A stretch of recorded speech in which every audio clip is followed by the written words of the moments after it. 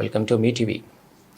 మెదక్ జిల్లా రామాయంపేట మండల కేంద్రంలో ఆటో కార్మికుల సమస్యలు పరిష్కరించాలని కోరుతూ రాష్ట్రంలో ఆటో యూనియన్ ఇచ్చిన పిలుపు మేరకు ఒకరోజు బంద్లో భాగంగా రామాయంపేట పట్టణంలో సిఐటియు ఆధ్వర్యంలో ధర్నా రాస్తారోకో నిర్వహించారు.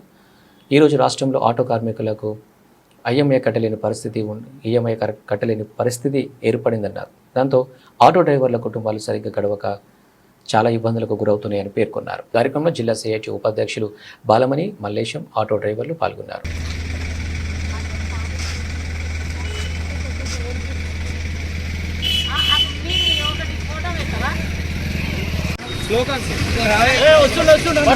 ఆటో డ్రైవర్ల ఐక్యత,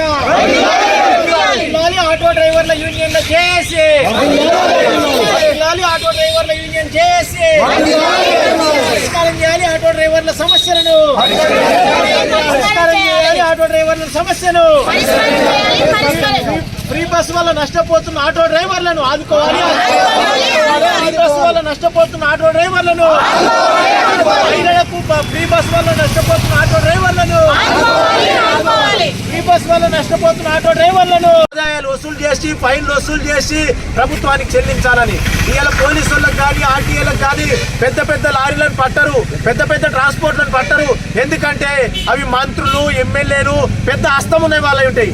ఆటో డ్రైవర్లకు ఎలాంటి అండ ఉండదు. కాబట్టి రోడ్డు మీదకి వస్తే ఫస్ట్ ఫైన్లు ఎవరికి వేస్తారంటే ఆటో డ్రైవర్లకు, ఆ తర్వాత బైక్ల వాళ్ళకు. అంటే ఇలా కింది తరగతులే ఇవాళ అధికారులకు దొరుకుతున్నారు. ఇట్లాంటి విషయాల మీద ఈరోజు ఒక్కరోజు బంద్ జరిగింది. ప్రభుత్వంతో కొన్ని చర్చలు జరిగినాయి. మొత్తం సమస్యల్ని సానుకూలంగా పరిష్కారం చేయాలని మరోసారి డిమాండ్ చేస్తున్నాం. ఒకవేళ పరిష్కారం కానట్టయితే మరో పోరాటానికి ఈ రాష్ట్రంలో ఉన్న ఆటో డ్రైవర్లందరూ సిద్ధపడతారని చెప్పి సిఐటి తరఫున ఈ ప్రభుత్వానికి హెచ్చరిక చేస్తున్నాం. ఈరోజు ఆటో కార్మికుల సమస్యలు చాలా పూరకపోతున్నాయి. సంవత్సరానికి 15,000 వేస్తా అన్న రేవంత్ రెడ్డి కూడా వేస్తలేడు. ఈరోజు ఫ్రీ బస్సుతోని మరి ఆటో కార్మికుల బతుకులు ఆగమైపోతున్నాయి. అసలు ఆగమంటే ఈఎంఐ కట్టుకోని పరిస్థితిలో కూడా ఈరోజు ఆటో కార్మికులు ఉన్నారు. అదే ఎంతసేపు పెట్టుకున్నా మరి ఒక్క ట్రిప్ కూడా జరగని పరిస్థితిలో మరి చాలా బాధతోని ఆటోలు నడుపుతారు. అట్లే వాళ్ళ కుటుంబాలు కూడా గడవక ఇబ్బందులు అవుతున్నాయి. ఆ పిల్లలకు చదివిపియడం కానీ, అట్లే ఇళ్ల కిరాయిలు కానీ కట్టుకోవాలి. అదే ఈఎంఐ కట్టుకోవాలి. ఇవన్నీ పరిస్థితులు కట్టుకోలేక మరి ఆత్మహత్యలు కూడా జరుగుతున్నాయి. ఆటోలు అమ్ముకొని రోడ్డు మీద తిరిగే పరిస్థితులు కూడా ఏర్పడుతున్నాయి. కాబట్టి ఈ పోరాటంతో కాదు, ఇంకా పెద్ద ఎత్తున కూడా వాళ్ళకు న్యాయమైన సమస్యలు పరిష్కరించకపోతే ఇంకా పెద్ద ఎత్తున కూడా ఆందోళన చేస్తామని చెప్పి సిఐటిగా హెచ్చరిక చేస్తుంది.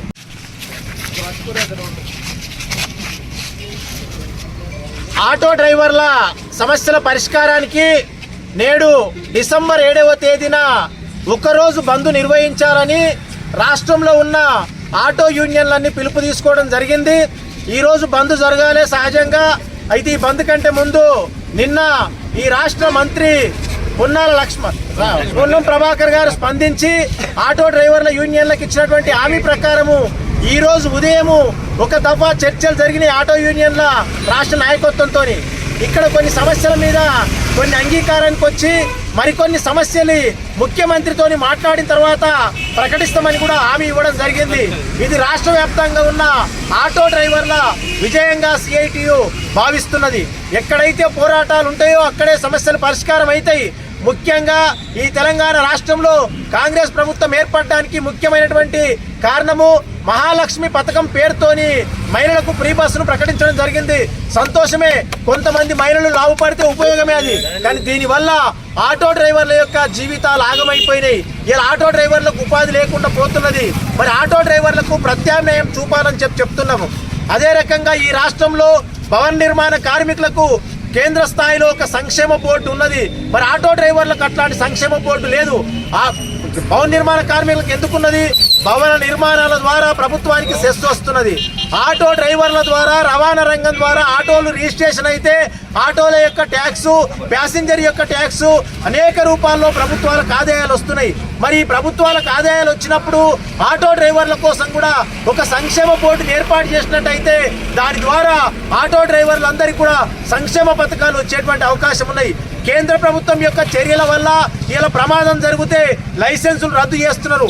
ప్రమాదాలకు అనేక కారణాలు ఉంటాయి, ఒక్క డ్రైవర్ యొక్క నిర్లక్ష్యమే ఉండదు. అనేక కారణాల వల్ల ఇవాళ చిన్న యాక్సిడెంట్ అయినా 6 నెలల పాటు లైసెన్సులు రద్దు చేస్తున్నారు. మరి ఇట్లాంటి విధానం మాదుకోవాలి. ఇలా ప్రభుత్వము పోలీసులకు, ఆర్టీఏ అధికారులకు, రెవెన్యూ డిపార్ట్మెంట్కు, ఆర్టీసీ అధికారులకు